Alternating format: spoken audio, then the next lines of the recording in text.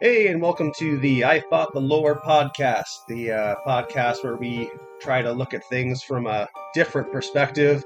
We're not saying they're right or wrong. We're just going to stand them up and see if we can pick them apart a little bit. Sometimes we fight them, often they win. I am Ben McDewey. Sitting across from me here is Rico Sweets from the Mean Streets. Say hi there, Rico.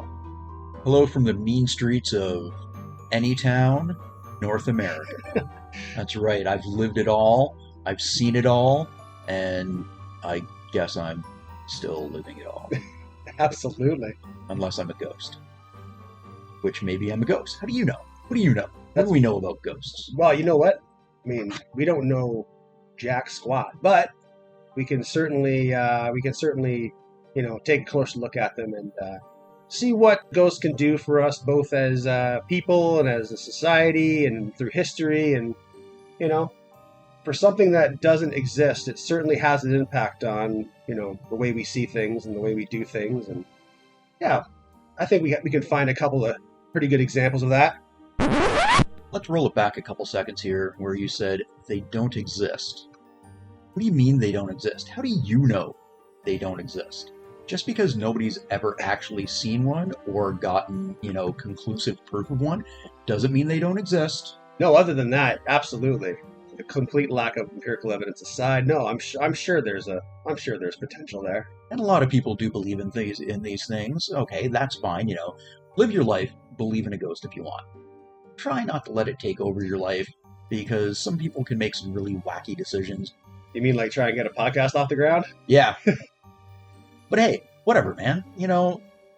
Let's not crap on these people. No. Because sometimes people like to live their dream or dream the way they want to live. Couldn't have said it better myself. I have a question for you. For this possibly inaugural podcast of I Fought the Lore, what exactly is a poltergeist? Okay, well, I mean, I've heard the term bandied about in pop culture. Poltergeists usually they like to throw things around. They like to move things. They like to spawn very popular early 80s horror movies. That's more popular than the others? Yes. Yes. And a couple. I would say possibly curse the actors in said movies, but that might be another story for another time. Yes, the famous curse based around, Poltergeist itself, and also The Exorcist. That's true. But that wasn't really a poltergeist. However, that brings me to my first point.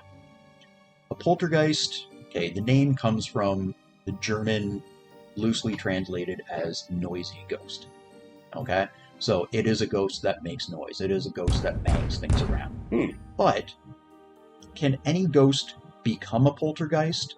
Or is a poltergeist its own category of ghost? Like, to quote a movie, a free-floating repeater.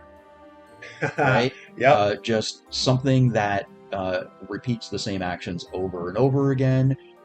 If that free-floating repeater then starts throwing things around, is it reclassified as a poltergeist, or is it the ghost is exhibiting poltergeist activity or traits? Because other things, can throw things around too. Some poltergeists are known for not just throwing things around, but scratching people, making them feel like something's biting them, pushing them, pulling their hair. Some start fires. So what is the classification of a poltergeist, or is a poltergeist something that can be added to any classification of other type of spirits? Because remember, demons can also bite you and scratch you and pull your hair and throw you downstairs. And it's funny you mentioned the poltergeists that throw things around, because this is something I was thinking of the other day, and that, you look at things like, the Battersea poltergeist or the Enfield poltergeist, these documented cases of objects being thrown through the air. But, for something that has or is meant to have a very threatening air, the Enfield poltergeist in particular, some of the first things that are done are you have boxes of pillows. Yeah. And it's Legos. like, yeah, Yeah. and it's like, so you're telling me that this thing is going to exert energy to try to scare or intimidate the people living in its house or in its space. You have a selection of butcher's knives and cinder blocks and glass and other very sharp, objects that can injure someone. And it's like, hey, that bag of feathers over there, yeah, yeet that across the room. That'll do wonders to it does make me kind of question the intent of a lot of these things when you have these otherworldly spirits choosing to try and intimidate or harass the living with very soft, squishy projectiles. Something that a small child would be likely to pick up and throw at somebody. Very like a small, just like a small child. Which brings me to another point. Some definitions of poltergeist, through people who have studied these things, classify a poltergeist as not a ghost, but as a latent psychic energy that is unconsciously controlled by a child, usually a girl, going through puberty. But not always a girl, sometimes it's little boys. Mm-hmm. But some adolescent going through puberty suddenly is exerting this psychic kinetic force, and they are unconsciously causing these things to happen. Okay. Now, this is the story that we're going to get into this week. Actually involves a little boy from the city of St. Catharines, Ontario, in Canada. And this is a poltergeist that for a while got a lot of press, but it is a very specific time in the 1970s and only for a little while, and then kind of seems to have fallen out of the consciousness of people who, look at these things and read. I see it mentioned here or there, but not nearly as frequently as some of its more famous counterparts. I think it's funny that you mentioned that too. I think part of, and I don't know if that's the case here, but you were saying that this latent psychic energy, is there a way to separate a poltergeist haunting? A lot of people's first point of reference would be, say, the movie, the popular movie from 82, maybe? I think so. Early 80s. Early 80s. And, you look at the idea of the poltergeist haunting a house or a space versus haunting a person.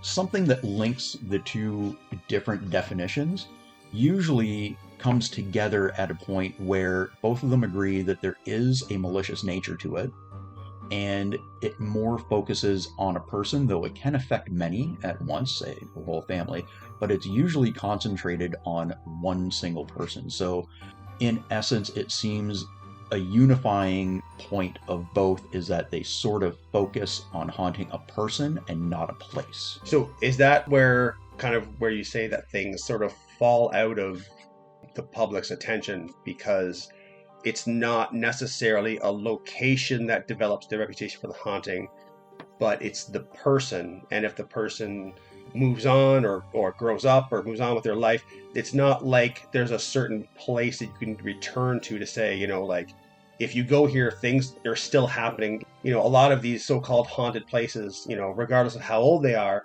the belief is, whether it's 1857 or 2023, you can visit these places and possibly see or experience the same things that people have been for, decades. Years, right? Yeah. Whereas with a poltergeist, like, I don't know if there's places where poltergeist activity is attached to a specific location, where if you go somewhere, you could possibly have something thrown at you, versus you have people that experience the hauntings originally, and then whatever happened to them since then, that kind of dictates where the haunting goes, I guess, if that makes sense. Yeah, it seems most of the stories that I've read specifically dealing with poltergeists, whether it's the belief that the ghost is responsible, there is a ghost responsible for these things moving about, being thrown about, people being levitated, fires being started.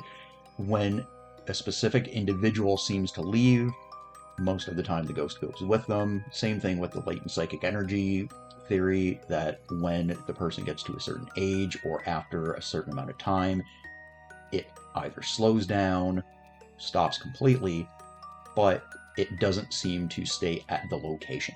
It seems to follow the individual. So we have St. Catharines, Ontario, Canada.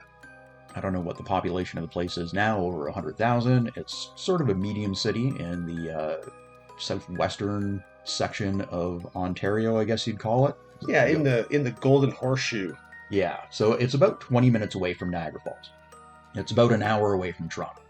South of Toronto, north of Niagara Falls, kind of right in that middle there. And there's a few people of note that have come from St. Catharines. So to start off with, Dave Thomas, actor and comedian, not the guy who started Wendy's, different guy. He is from St. Catharines. He played the pharmacist Russell Norton on the TV show Grace Under Fire. He's also known as being Doug from Bob and Doug McKenzie. Yes. For people of a certain vintage, they're going to get that. A certain vintage. That's Other people are not. Yeah, it's a good way to put it. Anna Olson, who used to be on the Food Network. She had a bakery in St. Catharines at one point. If anybody's ever heard of the band Alexis on Fire, I don't think they're very popular outside of the area, but I think most of them were from St. Catharines.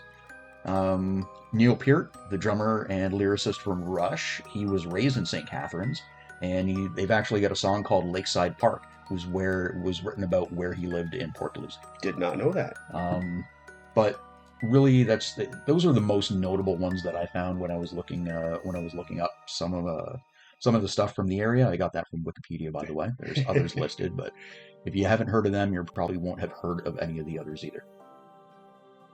I think if I could throw another sort of movie-related nugget in there, if I'm not mistaken, I feel like is it the Christmas movie? A Christmas Story? Yeah. Parts might have been filmed in St. Catharines. The Niagara region has appeared in a few films. Mm-hmm. Was it The Dead Zone? Oh, yes. Stephen King. The ice is gonna break. Yep. The ice is definitely gonna break. They filmed one of the scenes just outside of St. Catharines, closer to Niagara Falls.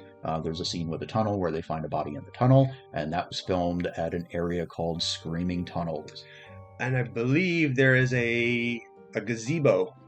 In the town of Niagara-on-the-Lake. Yes. That was built specifically for the movie. Wasn't part of Niagara-on-the-Lake, but apparently they liked it so much after the film was done. Several years had gone by, and it hadn't been taken care of very well. Hadn't been taken care of very well. And the city actually restored it because it's just a nice gazebo. But it was specifically built to film a scene in Niagara-on-the-Lake for the movie The Dead Zone. Interesting. But enough about those cities, because we're talking about St. Catharines, and we're talking about St. Catharines Poltergeist. So this story takes place in 1970. It was actually February of 1970, the majority of it takes place.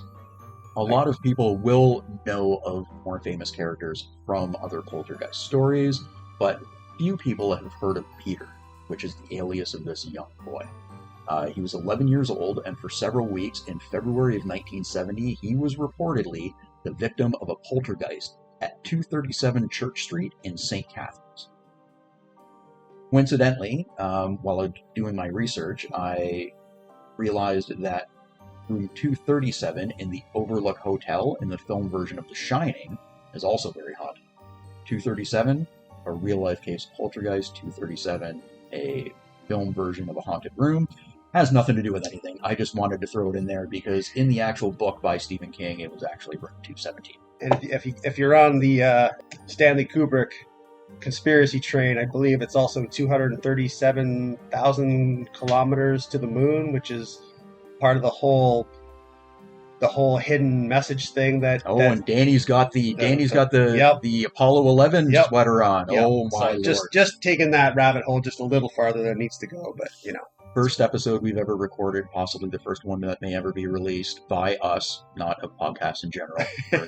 We're getting on this thing a little late, folks. But man, we're cracking open the conspiracies. You know what? That might be something we'll have to look at farther down the road. Oh, yeah. I don't know how much material there is there. It might be a lot further down the road. Okay, so 237 Church Street, St. Catharines, Ontario. The story was an attention grabber when it happened, right? So it was picked up by a local newspaper, And then it made its way into more national newspaper. It was picked up by U.S. stories, and Johnny Carson even mentioned it in one of his Tonight Show monologues. Again, people of a certain vintage are going to know who Johnny Carson is, or was. Not so many now. But this was back in the 70s, so for a very short period of time in the 1970s, this was a pretty big deal. But, as the story petered out, yeah, that's right, I said it. The phenomenon went quiet, and the story eventually passed into relative obscurity. It's only mentioned here and there, even within our popular YouTube channels and things like that deal with paranormal and stories. You will come across it, but you kind of got to do a little digging. There's much more famous cousins to this story that get all of the attention. And especially when you take into consideration that, first of all, you have this happening in a less than metropolitan area.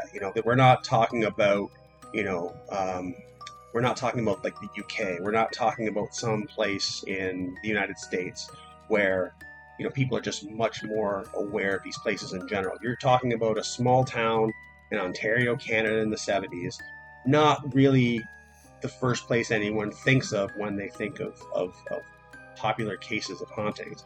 And when you start getting into cases like this that deal with aliases and pseudonyms, it makes it much muddier to try and even become aware of these things, right? Because it's not like you have a first and last name that you can Google to find out more about. You have someone who's only known by Peter. Right. So that doesn't really help things either. Yeah. Exactly. So you're talking about a more relatively obscure story here. But one of the more interesting things about this story, as compared with others, is the witness testimonies. It wasn't just anecdotes from friends and family. It wasn't just something along the lines of, my sister's husband was interviewed on TV because, his family apparently was part of this whole haunting, and the guy from down the street came to fix a pipe because they thought it was a leaky pipe or making some knocking noises. No. The big chunk of witnesses for this story are police officers from St. Catharines Police Service. There were 3 or 4 police officers that were apparently directly involved in this story and were direct witnesses of the occurrences. Now, is this a situation where the police were, just making this up? Just because you have a certain profession, it doesn't mean you can't play pranks. Mm-hmm. Doesn't mean you can't exaggerate things. It doesn't mean that you can't, pull a fast one on somebody or create a funny story to entertain people with.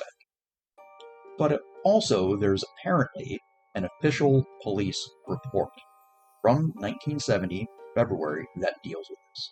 See, now this is where it gets cool because, against what I was saying earlier, where you have things like aliases and cases from smaller, out-of-the-way places that make it difficult to research. When you look at something like a police report, now that's something tangible. That's something you can, I wouldn't try it now, but that's something you could put into Google to say, hey, 1970s St. Catharines police report, and there's every possibility that you could get linked to a facsimile of the official report that someone, I'm assuming, filled out. Yeah. But here's the question: I have seen this police report on Google. You can find it in Google Images. I have seen it on a couple of YouTube stories that deal with this. Is it an official police report from the St. Catharines Police in the 1970s?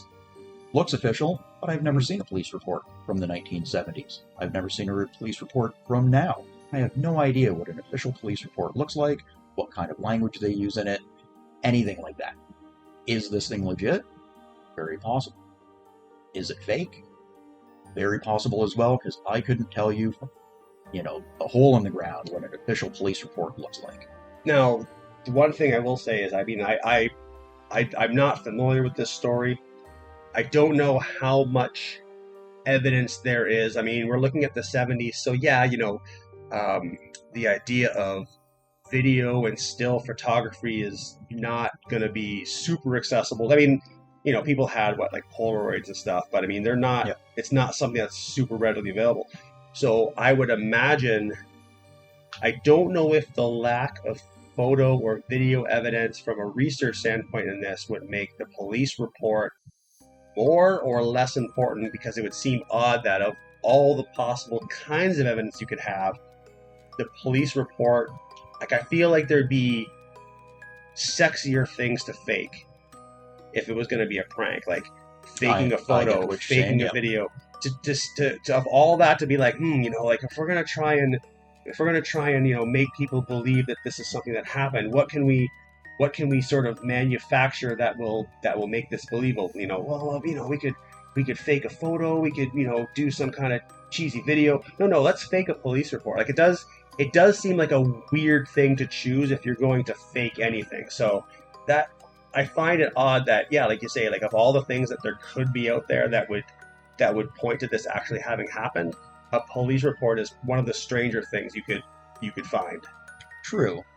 But to play devil's advocate, if you're a police officer and you and your buddies are kind of having a ha-ha, making a joke about something, or coming up with a story to entertain or spook one of your friends or something, police report is something that you would do. True. From all accounts, this was an official report, and these are official experiences that these police officers actually saw and encountered. So I'm going to start a little bit with the building itself. Okay.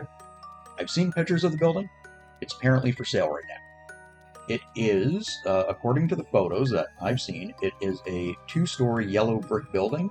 It's got a storefront business at the front. It was recently a pizza place, but I guess it's closed now. It has 2 ground floor apartments and then 4 more apartments above on the 2nd story. Okay. And it's there. I mean, it's a building. You can look this up on Google Maps. And reportedly, there has been no more haunting experiences after this point in the 1970s.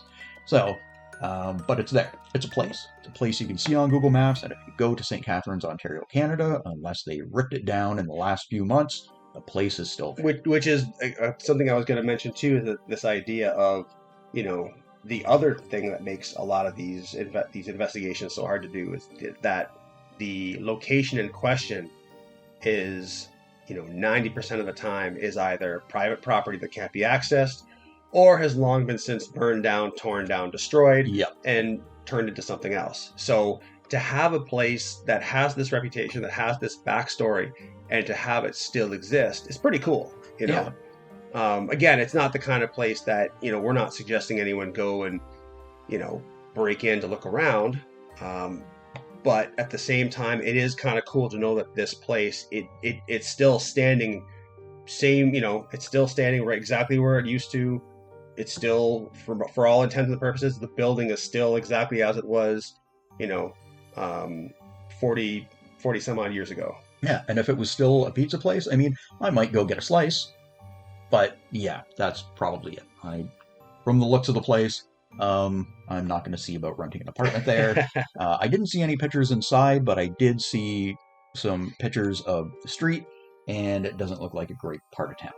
But let's start by starting the story, but we're also going to start with one of the primary witnesses, and this was Bob Crawford. Bob Crawford was a police officer who was first on the scene on February 10th. Another report that I read said that it was the 6th, but everything else says that it was the 10th, so I don't know who got it wrong, where, or why they got it wrong, but for all intents and purposes, every other story suggests that it was February 10th. And he was in the building for a domestic disturbance in one of the other apartments. Okay. So he hadn't even been called for reports of a ghost. There was a domestic. He was called to go calm somebody down, and so people were being scratched and items were being thrown, but for a completely different reason. Yes. Okay. Yes. So I guess by the time he got there, things had calmed down and it was really a non-issue. So he was actually on his way out. But while he was leaving, another tenant called him over to her apartment, and from what I read, it was apartment 1. Okay. Now, I'm not sure if it was apartment 1 that he was on the call for that turned out to be a non-issue, and then he was called to another one, but everything mentions apartment 1. And that is when he actually began witnessing the paranormal activity. So he's about to leave. It's like the domestic disturbance, not a big deal. I'm about to go, and somebody says, "Oh, officer, I need your help over here." Probably not in that kind of creepy, wavery voice, but He gets called over, and it was a woman, and he says, "What's wrong, ma'am?" When Officer Crawford entered the apartment, he said it was in disarray. The woman living there with her husband and 2 sons said furniture and objects had been moving on their own, things had been thrown by unseen hands, furniture had been toppled and levitated, and that it had already been going on for 10 days. So these people had been living with this for 10 days, not called the police, and only decided to get the police involved when they saw a police officer on the property about to leave. So this was so I mean, if we're looking at the timeline, we're looking at about the 1st of February. About. Yeah. But there's going to be even more in a few minutes. So after hearing the woman's story, listening and I guess trying to calm her down, his partner arrives. Now, his partner thought he was backing him up on the domestic call. Okay. When he said, no, that's a non-issue. This is a situation, though. His partner's name, let me find if I can find his name. His name was Weir. Officer Weir. Okay. I don't know if I have a first name. But when Weir got there, they were both in the apartment with the woman. Doesn't mention that the kids and the husband were there. I'm assuming they were. But I guess they determined somehow that everything was centered on this young boy, Peter. And Officer Crawford determined the best thing to do was to call a local priest. I mean, I don't know how they did things in small town Ontario, but that does seem like a bizarre chain of command to me, that you have a patrol officer, basically radioing dispatch, essentially saying, this is Officer Crawford at the domestic out here on Church Street. We've encountered a situation. Can you please send a young priest and an old priest? Well, you have to have the young priest and the old priest, It's right? true. It's the dynamic. It's just the way things work. So they called the local priest. But guess what? When the priest arrived, Crawford was shocked to learn that he was well aware of what was going on, because he'd already been in contact with the family. So, okay, wait. Okay, so the family had been in contact with the priest. Yeah. The family had been in contact with a priest prior to the police happening by because of this domestic. A local Roman Catholic priest in St. Catharines, Ontario. And it just so happened that the priest the police were put in contact with happened to be the same. Well, I mean, not that I would imagine there's a ton of Roman Catholic priests hanging around in St. Catharines at this time, but it just seems odd that it winds up being the same guy. You are on a street called Church Street. I suppose that's true. Okay. Just saying. So the priest arrives and says he knows what's going on, and he's also witnessed things himself. Okay, so do we have a name for this priest? I wasn't able to find one. Apparently, I got a lot of this information over a couple different sources. One of the sources claims that they tracked down the priest, who now works in a city in southern Ontario named Welland. Okay. But he did not want to be interviewed. Said that he didn't have anything to say. And the interviewer, the person who tracked him down, respected his privacy, did not publish his name. Now, I do have to clap it out for this priest. There are so many times when you have stories like this where the witnesses involved are more than happy to share their story, usually for a price or for some sort of notoriety, or to garner attention, or perhaps for a book they're writing. So, for someone who witnessed something supposedly very extraordinary, and then to have them turn around and say, you know what, no comment, I don't have anything that I want to share about this. I think that's respectable, and if anything, kind of lends more credence to what happened, because you're not looking at it from the standpoint of, yeah, you want to hear, I'll tell you all about it, for a fee, I'll whatever you want to hear, right? That's a very good point. So now, what do we have for multiple police officers? We have supposedly an official report. Mhm. We have a Roman Catholic priest who was involved, did not wish to be interviewed, didn't want to talk about it. Mhm. So, I mean, that kind of leans you in the direction of maybe this is something that actually happened. Of course, when you can't name a witness, that also gives the impression that maybe somebody's just making them up. True. Yep. But, you want to give the benefit of the doubt, especially if police officers were involved in this. So the priest, apparently, told the officers that when he was there, he watched a bed in one of the rooms push itself away from one of the walls. When he pushed the bed back against the wall, it then moved itself out again without anything helping it. So now we've got the family. We've got the mother, we've got the father, we've got the 2 kids. We have police officer. We have Roman Catholic priest. Everybody's gathered around. They're talking about what's going on. Okay? They're all kind of getting their story out. The police are trying to calm everybody down. This fantastic information is coming out, and they're in the kitchen. Police officer decides, let's move into the living room where everybody's going to be a little more comfortable. They then all move into the living room. Police officer and the priest are on their way out, takes one of the kitchen chairs that's in the middle of the room, somebody was sitting in it, moves it back to its place at the table. They all go into the living room, everybody kind of takes a seat. Police officer and the priest are standing there, and they hear disembodied footsteps move past them. Apparently, both of them agreed something walked past. Nobody else was walking past them, but they heard footsteps move past them and go into the kitchen. Officer Crawford takes a look, goes into the kitchen to check what's going on, and he sees the chair that he had just moved back into its position at the table has moved itself out into the middle of the room. So, that's kind of crazy. Everybody in the apartment is with you in a room, including the Catholic priest, but who's in there to move that chair away when the officer is certain that he moved the chair back to its position? I find it interesting that they heard the disembodied footsteps, but did not hear the chair slide across the floor, which has a very, depending on if it was a tile or a wooden floor, I mean, you would hear... You're going to hear something. You would hear a dragging, yeah. So it was interesting that unless the chair sort of floated to its position in the middle of the floor, as though somebody picked it up and moved it, set it down, as opposed to just dragging it. So by this time, Officer Weir has arrived. This is his backup who thought he was coming for the domestic that wasn't. I could see this guy just like kicking the door in, gun drawn, yelling, "Everybody down! Everybody down!" And everyone's just kind of snaps around and looks at him, and they're all sitting very comfortably, if not a little bit unnerved in the living room, and he's expecting to be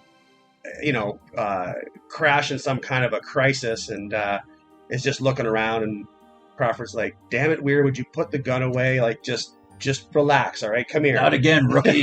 holster that smoke show. Yep.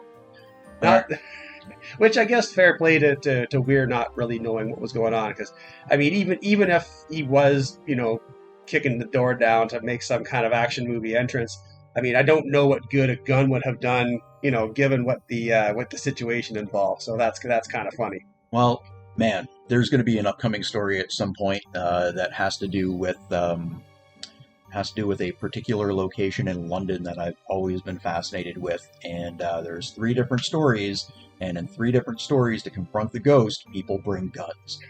It always reminds me of the that was one of the things we always used to make fun of with the Stargate. This idea of Kurt Russell and his special operations soldiers crossing through a dimensional portal to this other realm where clearly the answer to any sort of crisis is to draw your weapons and just fill whatever comes over the first hill full of lead, right? Like, that's just the classic confrontation styles, whether it's across the street or across the universe. Just put your trust in bullets. Hey man, unless they're Kryptonian, how do you know? That's true. Yeah. Officer Crawford in there. Weir busts in, like you said, gun drawn. Everybody on the floor. But he's the one who's shocked when he finds out what's actually been going on. But he's not as shocked as you might expect, because He has been there before for a similar call. Okay. So I retract my previous statement. Chances are, if he's been there before, he knows this address. It's not going to be the whole kick the door down, gun drawn thing, because I would assume that he knows what kind of go, which I find kind of interesting. That apparently this Crawford guy seems to be the only one here who's in the dark. Like, Weir knows what's going on, the priest knows what's going on, the family's been dealing with it. So this Crawford guy, he's sort of like, okay, could somebody explain this to me? Because everyone around him seems to have a pretty good clue of what's happening. Well, here's what Weir tells him when he comes in. A month before, January 15th, 1970, he's called to the same building over a noise complaint. The complaint was because there was noise at all hours of the day. But after investigating, found no cause. A building inspector was called, determined that the building was in good condition, there would be no cause for these noises. The gas company was even called to inspect the premises and the piping, and to see if there was any sort of air in the pipes that could be causing them to bang. Because remember, this is back in the 70s. You're not getting a lot of forced air furnaces. You've got hot water heating. You've got things like that can make banging noises. Okay, and that was going to be my next question. Was going to be, with the noise complaint. So it was banging sounds specifically that the complaint was regarding. It was noises at all hours of the night, banging. And okay. Okay, yeah. Because I was just, like, when it said noises, I just wasn't sure what type of noise we're talking. I don't know if the police do this today, but back in the 70s, when there was a noise complaint, they took this seriously, at least in St. Catharines. They called the gas company. They called utilities. They called the city building inspector to look this stuff over. And they could find that there was no cause for the noise. All the utilities were working properly. The building was in good sound condition. And that was it. What are you going to do? I was there for some noises. Couldn't figure out what the noises were. That was that. And he moved on. But it is now the 11th of February. The family says they have been being harassed in their apartment by whatever's going on since at least the 1st of February. And now Weir is saying there was something going on in the apartment building in general since the 15th of January. So this is going from one night to 10 days to now 15 days. Yeah. So something's been going on in this apartment. Whether it's all connected or whether it's all, circumstance, whether it's all coincidence, we don't know.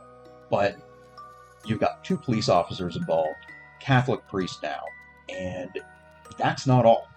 But wait, there's more. By that night, you've got Weir backing up Crawford, and they would witness some more strange occurrences, both of them. There was a wooden shelf above a radiator, which held bowling trophies.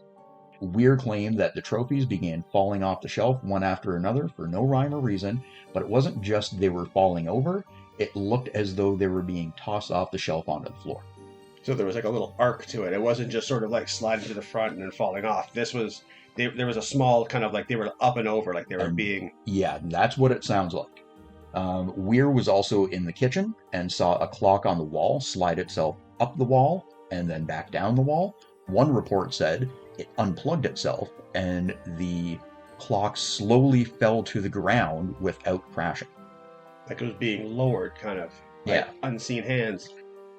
After that night, along with a couple other officers, Mike McKinnon, I think, McKinnon, and Richard College, the 4 officers decided that they would all periodically check in with the family daily and note any occurrences.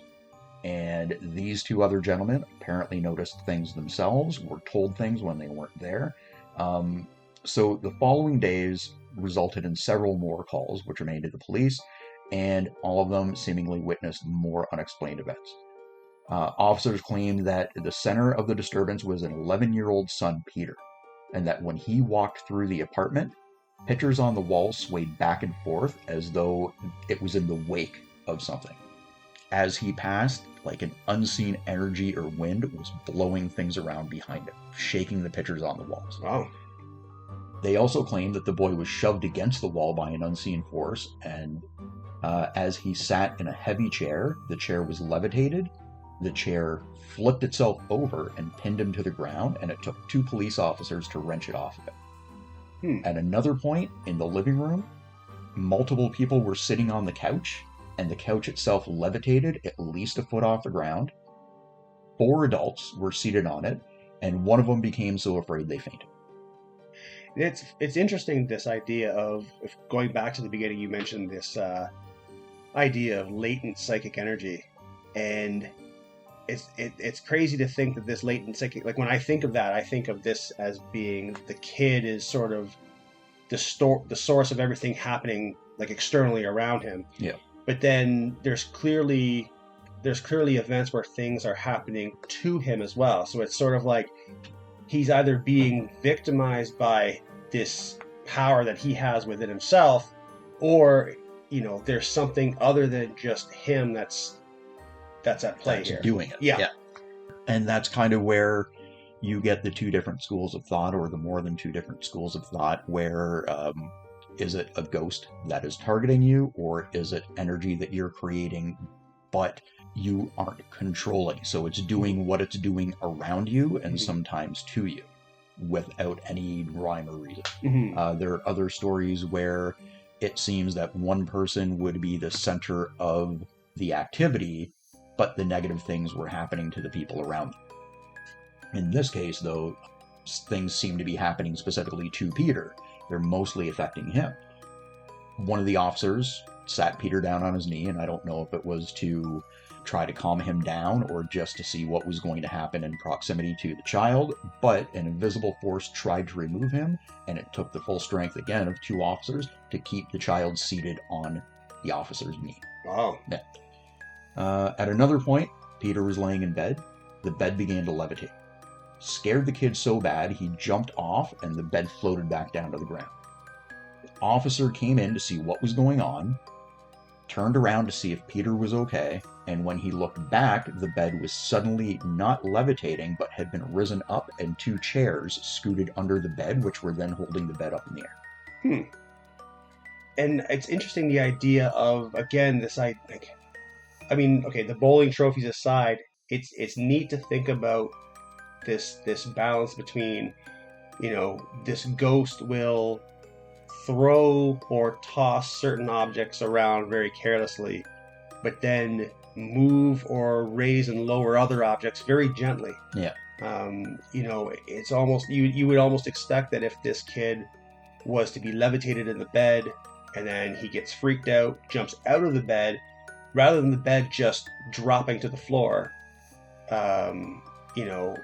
it still managed to be lowered gently as if to not disturb the people downstairs. Yeah. Or as though a bed would be too expensive to break, and maybe if somebody was baking this, you didn't really want to be breaking things you can't afford to. Yeah. Like it's funny that the forces at play here have a very strange respect for certain pieces of property, and they're clearly not big fans of bowling. Well, really, who is? Let's be serious. But here's the thing. Like you said, respect for some things, no respect for others. Pictures fell from the walls, lamps were knocked over, dressers were moved away from the wall, but then moved back. A chair levitated, but then slammed itself back into the floor. Sounds like something wants attention. One night, the police decided it was probably the best for the children not to be there. Maybe this was the first night, I'm not sure. When I was reading this, it was all kind of jumbled together. But they asked the father to make arrangements for the kids to spend the night somewhere else, and as the kids were preparing to leave, a bookcase was knocked over. So when you say kids, is this all of them? Both of the children. So including Peter? Yes. Okay. So the only objects in the apartment reportedly that weren't affected were a crucifix and a picture of the Virgin Mary. Okay, so going back to my, smattering of knowledge on these things, from just, again, having seen different movies and having heard various stories and stuff, it's funny how, in this case, those are the 2 objects that aren't messed with when you normally hear stories about this kind of activity. A lot of the times, those will be the things that are either attacked first or attacked most aggressively. So, it's interesting that, I mean, if I was to make a wild assumption about this, the fact that any of this religious iconography was not touched and not harmed, my assumption would be that this entity or this energy's intentions weren't demonic, and I hate using that word, but it's weird that there is, like you mentioned, there was some level of reverence to those items in particular, as opposed to those being the items that would have been damaged or ruined right away. Yeah. Now, there's also the possibility that this story, even though it's not that popular, has been passed around here or there since the 1970s. Yep. Maybe this is just something that was added after the fact to, put a different spin on it, right? So just out of curiosity, like you were saying about things having been added since the 1970s, do we know if anybody has written a book, or has there been any sort of, I guess, I don't want to say strictly that, money being made from this, but, what has there ever been an attempt by anyone to sort of dramatize this, like I say, like in a book, spice things up here and there for the sake of the reader? Well, I will say that the majority of what I got came from a couple different sources. One was a source from the website insaga.com, INSAUGA.com, and it was a story titled Haunted, St. Catharines Building Still Standing 50 Years Later by Don Redmond. Don Redmond, pardon me. That was published in March 4th, 2022. Okay, it's very recent. There was another source, the Poltergeist of St. Catharines, Ontario. It was posted on October 26, 2017 by History.ca, and it was listed as reported by Rob McConnell, the X-Zone Radio, and was at the X Chronicles newspaper. Either way, so a lot of what came out was due to a recent interview within the last 10 years of these retired police officers. Very cool that, like I say, like 2022, 2017, like these are people sort of, keeping this story alive and reinvestigating it, quite recently. Yep. There's also another source that I used. The St. Catharines Poltergeist, Strange Going On at 237 Church Street, and it was written by Marcus Louth, and that was from UFOinsight.com. I don't know how reliable any of these sites are, but this is where I ended up getting the majority of this. Other things came from like newspaper clippings that were available online, and there were a couple of YouTube videos that I watched that mostly seemed to be the same YouTube video that had just been reposted by different accounts. Those really didn't have any. They had more condensed versions than what was in the Rob McConnell X-Zone Radio and TV show source that I found. So where were we? We were at the point where the kids had left for the night. There was a bookshelf. There was a bookshelf. The bookshelf fell over. Oh, and the Virgin Mary and the cross were not harmed or didn't seem to have anything, to do with anything. Nothing pushed them over. Really, was this like a specially blessed cross or a specially blessed picture? Because a lot of these things are just mass-produced. A lot of crosses are probably coming out of factories in other countries. They have do they have like a priest at the end of the line that is just doing a quick blessing as they all fall off the line before they're shipped out? Do they do a mass shipping, like a mass blessing on the boxes? How does that work? Does a lowercase t just keep ghosts away in general because of its shape? What's going on here? I remember that reminds me of a similar argument. I forget where I'd overheard it about the validity of people encountering supernatural events, and their first instinct is, if they don't have a cross on them, just to make a cross with their fingers. Yes. And the idea of, is that supposed to work as well as, like you say, something that is sacred, something that is blessed? The one thing I will say that, while I don't know that the picture and the statue, the cross and the statue, or the two items you mentioned there, it's possible that if this family has had sort of one-on-one multiple one-on-one interactions with this Roman Catholic priest. Perhaps he did a little something for them with those, as a way of offering some form of protection. He may have zhuzhed them up a little bit just for the family to say, hey, while I'm not here, let me do this for you to sort of help, keep you safe, or, give you peace of mind while I'm away. All of these things, or most of these things, occurred reportedly in the presence of officers. Crawford, here, McKinnon, if I'm pronouncing that correctly, and College, Officer College, Richard College, not just in front of the college, and multiple other witnesses, which include family, friends, and members of the clergy. But at some point, word of this gets out. They don't know where the leak came from. Could have come from anybody. The officers were probably going to keep it quiet, you think.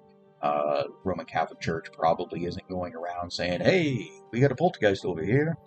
So it probably came from a friend or a family. But in any case, newspaper showed up. Local newspaper. Also, radio shows showed up. And as it caught on there, more and more people started to show up. They wanted to see what was going on. They wanted to see where the haunted house was, where the haunted kid was, and what was happening. So, in the local newspaper, the St. Catharines Standard, which still exists now as a local daily newspaper, printed a story titled "Ghostly Presence in an Apartment on Church Street." And eventually, when it caught on, radio shows picked it up, like I said, other newspapers picked it up. Across North America, things were picking it up here and there, and the place became a media circus. Family couldn't leave without being harassed. In their apartment, people had to bring them things, had to bring them shopping. If they went out, people wanted to interview them, they wanted to get in their face. They were trying any way they could to get contact and see what was going on with this thing. To the point that a lawyer acting on behalf of the family had to tell the media, make a statement, that there would be no interviews. And after a reporter from the National Enquirer apparently tried to gain access by dressing as a nun, the media was threatened with arrest if they did not disperse. I find it interesting that you have a reporter from the National Enquirer, and you always, whenever you hear stories about the National Enquirer, your first instinct as the stories they report and they put in their little tabloids have zero research at all.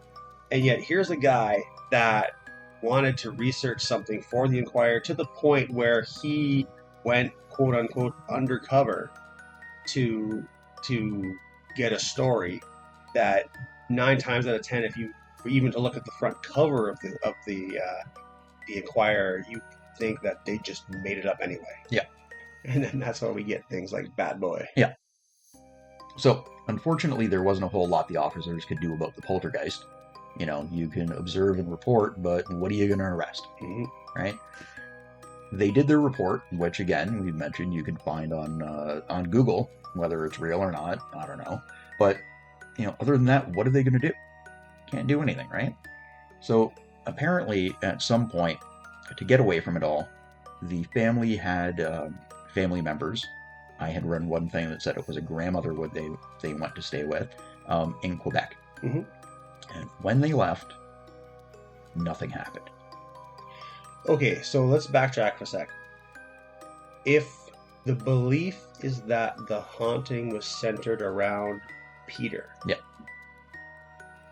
was there any reports or, I guess, evidence of there being more or less activity when he and his brother were sent away to stay with someone before the bookshelf was knocked over?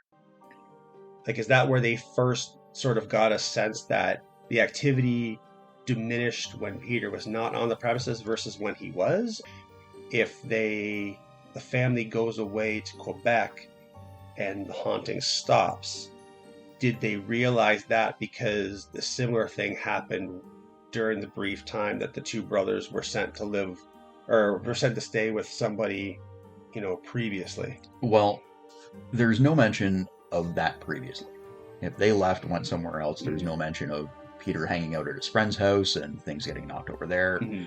All the stories center around the 11th the police officers showing up, seeing what they saw, keeping in contact with the family over the next few days, and then Peter goes to stay, well, the family, I guess, goes to stay in Montreal, Quebec, with a grandmother or some relatives, and there are some unsubstantiated rumors that the occurrences followed them to Montreal, Quebec, but again, I think that's a situation where the story has been passed around enough that somebody has added to it retroactively, because there's no real evidence of that happening. There's no other witnesses saying that happened. It's just supposedly it followed them.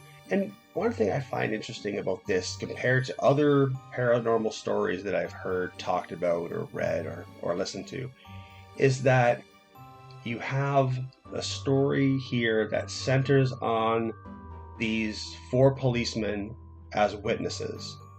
You have the Roman Catholic priest, also a witness.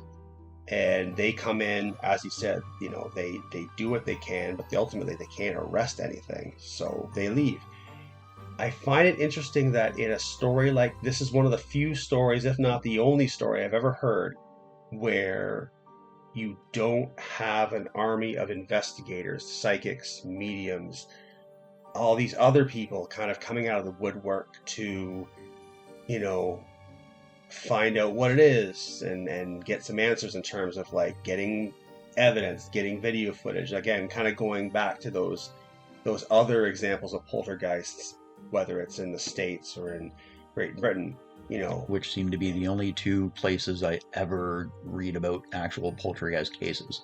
And each of those, and all of those stories, you end up with this parade of people coming through and staying in the house, living with the family.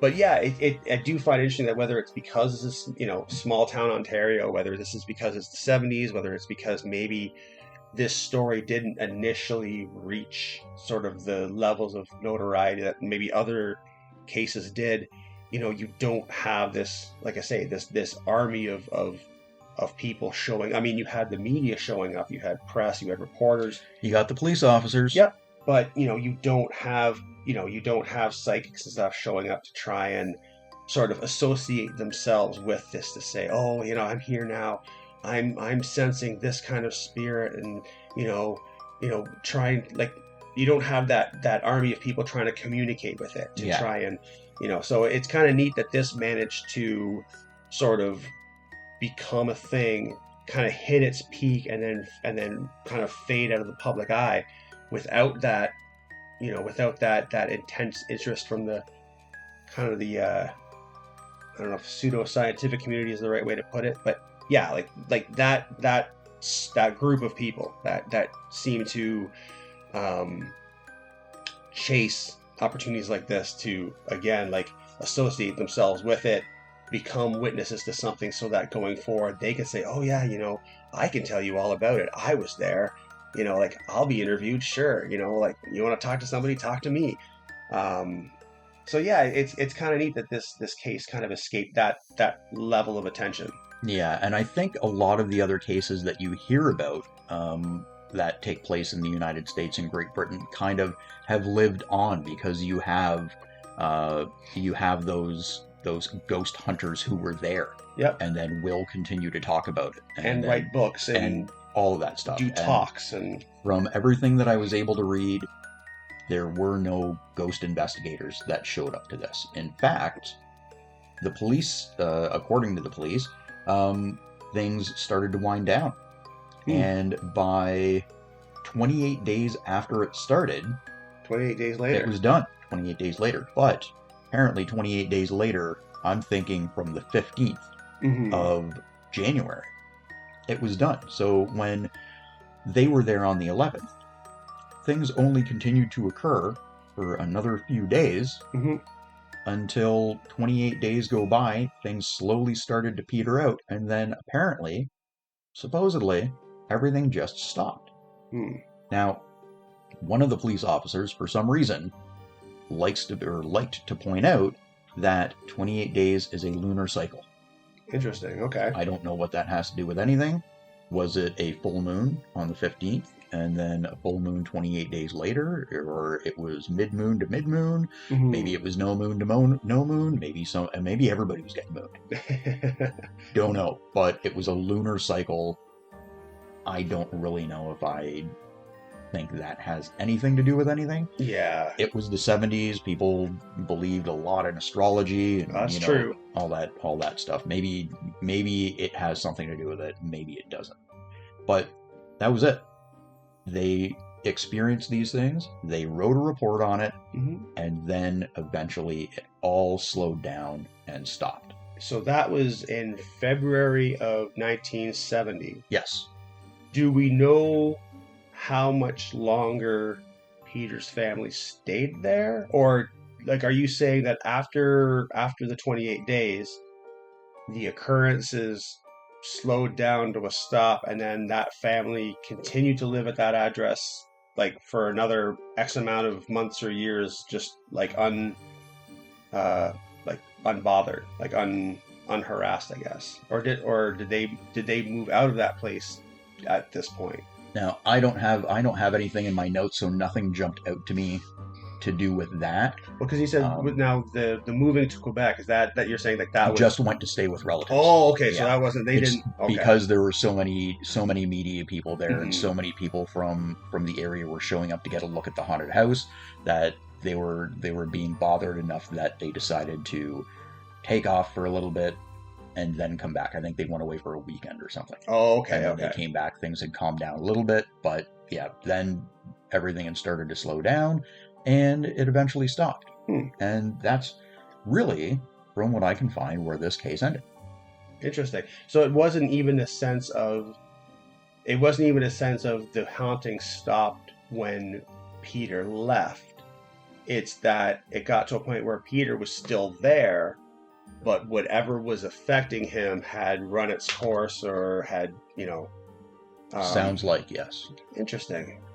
So now does that then lend credence to the idea that it was a ghost, a separate presence, or his latent psychic energy had just sort of dissipated itself? Yeah, I mean, not being an expert on latent psychic energy or how it works. Maybe we got to get somebody in here who is. I would love to talk to somebody who is an expert on latent psychic energy. Yeah, just to get a sense of whether it has sort of a cycle, whether it has a beginning and end. Because you hear that sort of thing all the time. Like, if I could just go back a step, how old did they say Peter was at the time? 11. 11. Okay, now, because I guess my question is, a lot of people will always talk about how, kids in general are much more open to, energies and things than adults are. And I didn't know if the same with this latent psychic energy, if there was a certain, like, if you just reach a certain age where it just hits its peak, and then kind of, like I say, fades out. Yep, well, it faded out.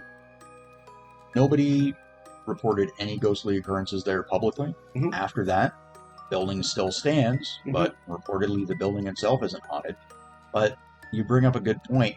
Do these things just peter out, Mm-hmm. or just stop, or what happens? Because in most cases, I mean, sometimes these things will last for months, sometimes these things will last for years, and then it will just stop.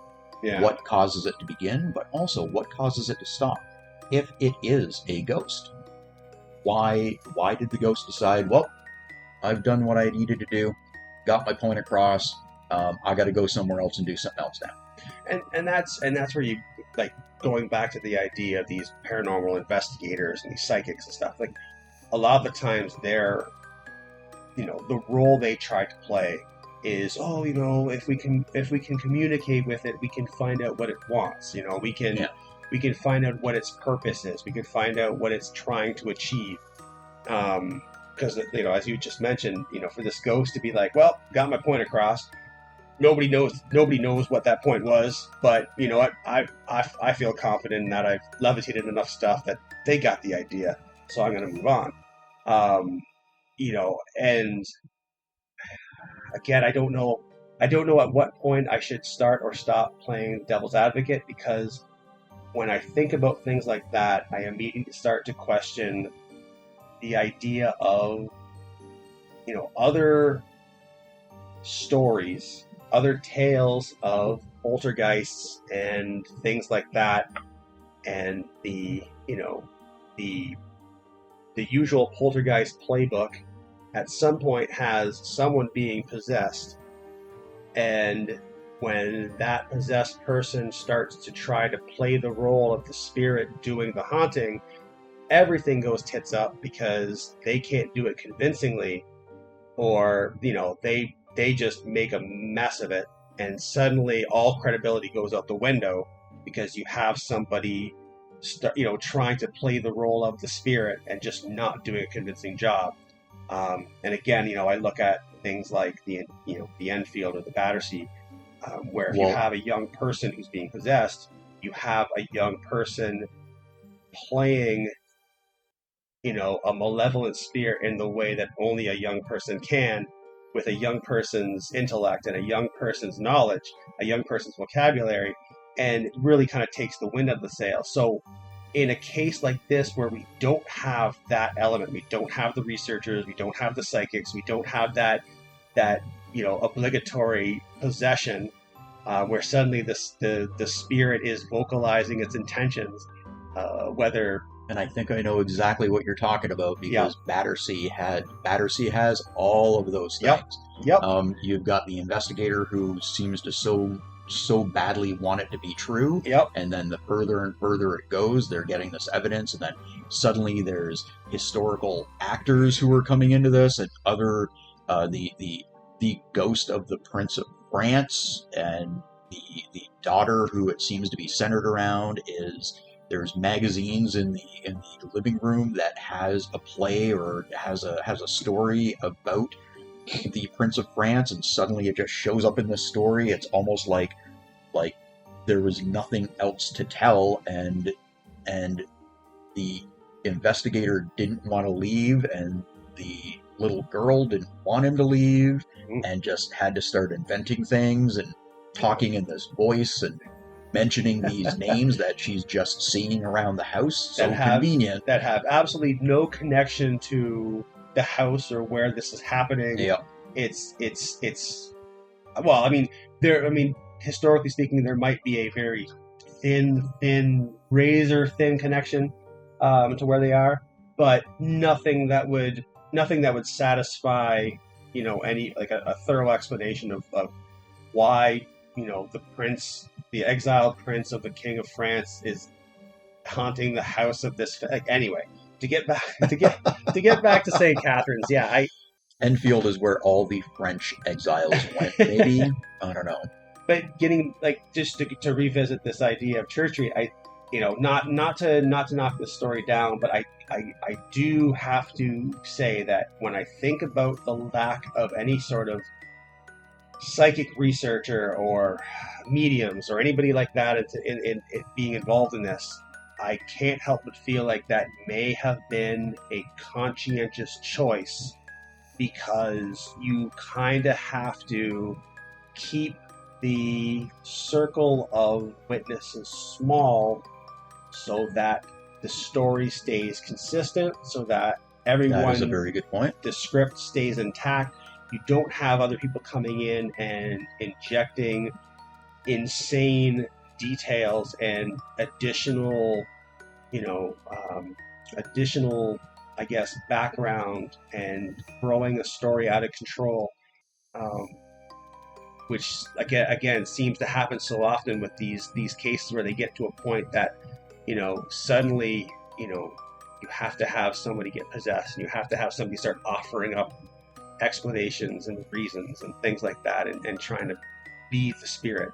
So the lack of that in this case, I do think, both makes it more believable, because you don't have that very obviously human element to it, but then it makes it less believable because you have a very tightly knit group of people who can create a narrative and then all agree to just zip the lip and let the story just be the story. Yes. Yeah. Yep. Now, I would say that anything that lends any sort of believability to this story is that it's not overly dramatized. Mhm. It's not overly dramatic. Like you said, it's not following those beats that all the other ones seem to always follow. That's very Hollywood or dramatized. I think that the lack of psychic investigators can only ever make a story more believable, Mhm. because a psychic can come in and say, I hear this. This is what's going on, and you can't hear it. I'm the psychic. Yeah. I'm going to tell you what's going on, and there's absolutely no way to verify anything that they say, Yeah. and they could absolutely say anything. Mhm. Absolutely say anything. And there's nothing that you can say to prove them wrong, because they're the ones with the special ability, Yeah. and you're not. And even if they say, John Brown is the ghost that's in here, and he lived here for 10 years, and he died of a heart attack on that spot in the kitchen right there. Mhm. There's nothing you can say. Even if John Brown is never listed as an occupant of that building, maybe he lived there with a family and just was staying here. Yeah. There's always something that they can say that you can never disprove, even if the building wasn't there for 10 years. Well, there was another house here before, and that's where he died, etc., etc. So when psychics are not involved, it can only ever make things believable, in my opinion. Even if they're unbelievable, psychic is definitely not going to give it any more authenticity for me. Yeah, and if I could use this as a lesson for Hollywood, and Hollywood, if I could just speak to you and just between you and me here, I'd like everyone in Hollywood to take this story. Are you listening, Hollywood? Please take this story and use it as a lesson. Use this to remind yourself sometimes that not every character, not every story needs a prequel. Not every story needs to have a backstory. Not every character needs to be analyzed to death sometimes you just have to let things be. Let the story be the story. When the story ends, let it end. Yep. We don't need a prequel about Peter. Nope. About Peter in kindergarten. Nope. And learning things about Peter that we didn't need to learn. We don't need someone to create a history of the building, create a history of the ground the building was built on, create a history of the city that the land was in, that the house was built on. Not everything needs to be explained. Not everything needs an origin story. Take Peter, for example. Here's a kid, January of 1970. He's 10 years old. He starts going through some stuff. Crazy things start happening. Police get involved. The church gets involved. And then a month or so later, everything just fades away as quickly as it started. No one knows why it started. No one knows why it ended. And sometimes there's a beauty in that this is the kind of thing where you think this is the kind of thing that could happen to anybody. And I think that's where the scariness of it, and where the value of a story like this comes in, because again, there's no absurd circumstances. The kid didn't throw eggs at a gypsy's house and get cursed. The kid didn't find a medallion in the backyard, and this kid was just patient zero for something that came out of nowhere and then disappeared. And then it's that randomness of this idea of something that could happen to anybody that I think makes this story so cool. And in the fact that it takes place in, let's be honest, Canada is not a country people pay a lot of attention to. And True. Ontario and St. Catharines, you kind of get kind of smaller and smaller, to a point where you have a kid in a small town experience something for a short amount of time that was quite intense, completely unexplained. It started, it stopped. And, like Rico was saying, the story kind of faded into obscurity. It was strong enough that the people involved, they're not looking to make a thin dime off of retelling it, off of exploiting it. They know what they saw, and it was powerful enough for them to say, yeah, I'm not interested in providing any kind of comment on what happened. And I think that that lends a certain level of credence to it that, sometimes when things happen that have no explanation like this, it's more important to not go digging for an explanation. It's just to kind of have it be something that happened, and it's really fun to talk about. But that's as far as you can go with it. Not everything needs an origin story. Peter didn't have one.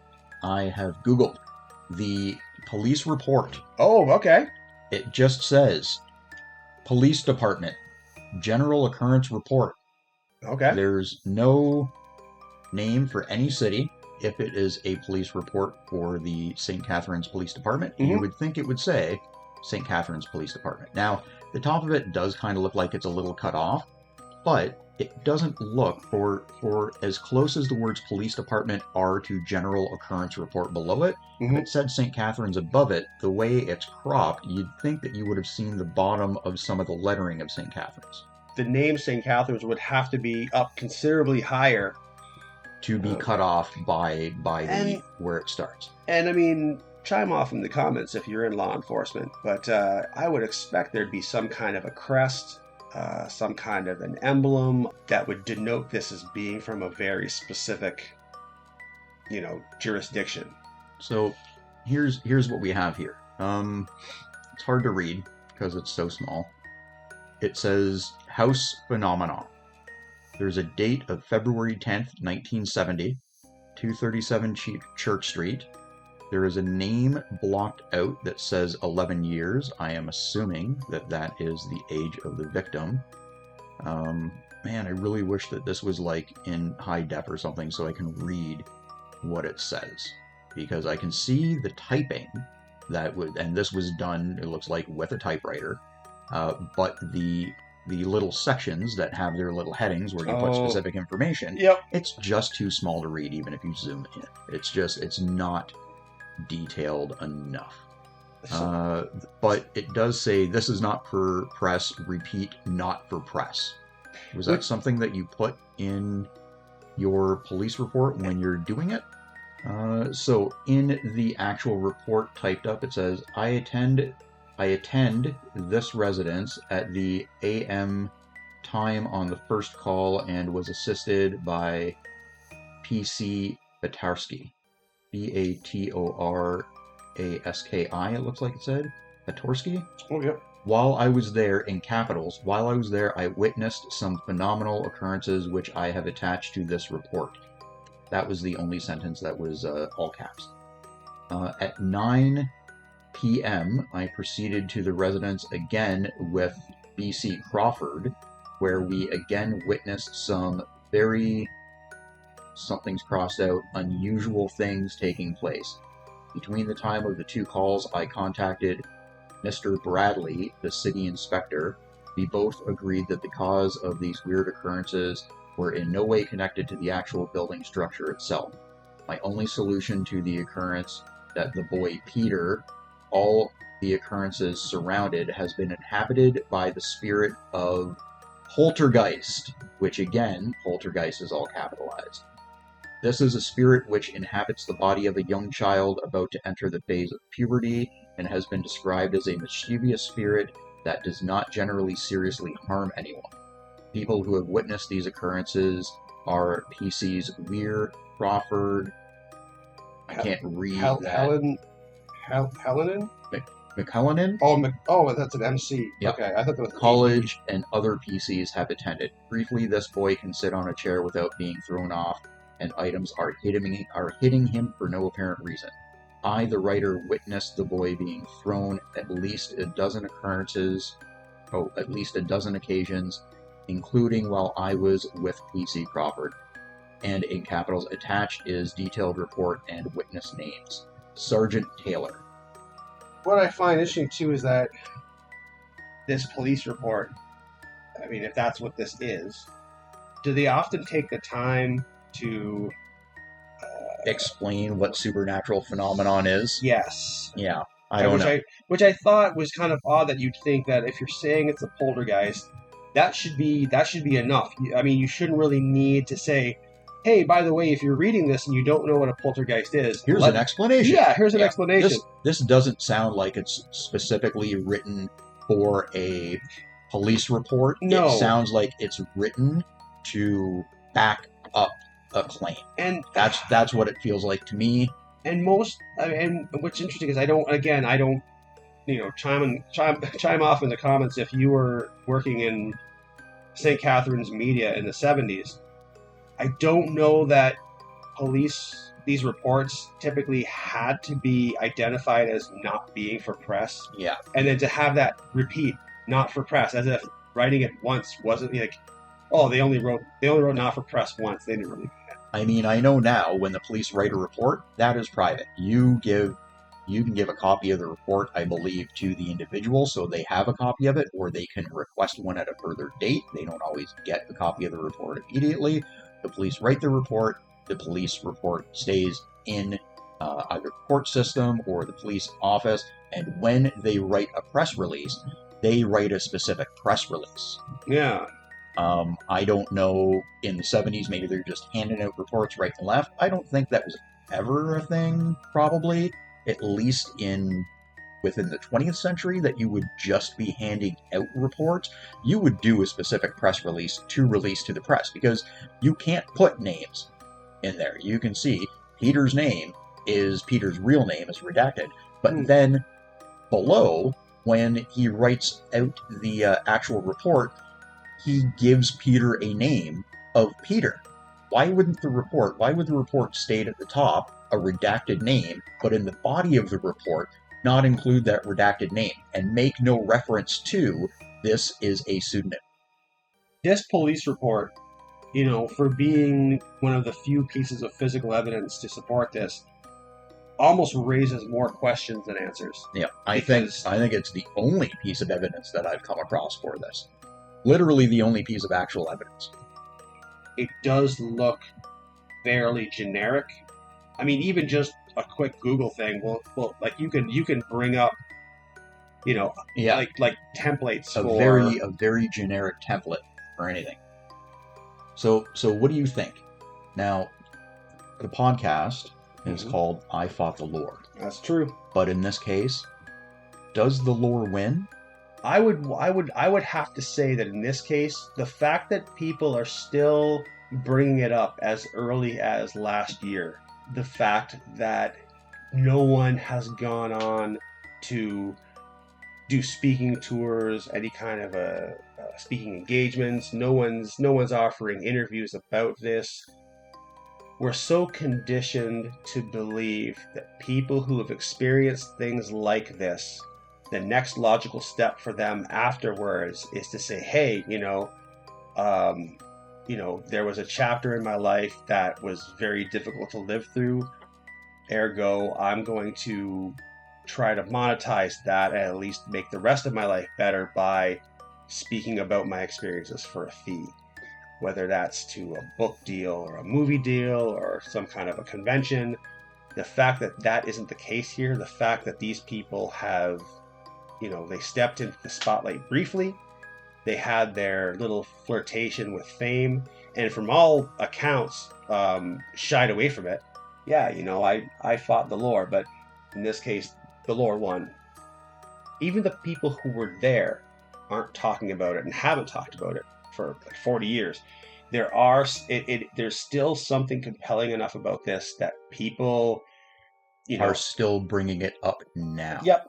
Did the lore win? Oh yes. The lore won. We're still talking about it. We are proof.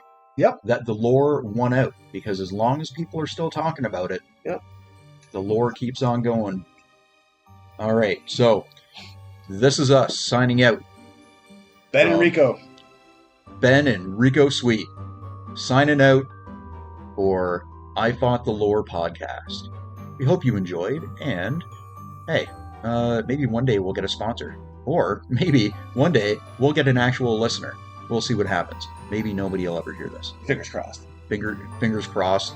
You never get anybody, or fingers crossed we get somebody? Oh, at least one person. Oh, okay. At least one person. If you are the one person who's listening, thank you. You're the best. Signing out.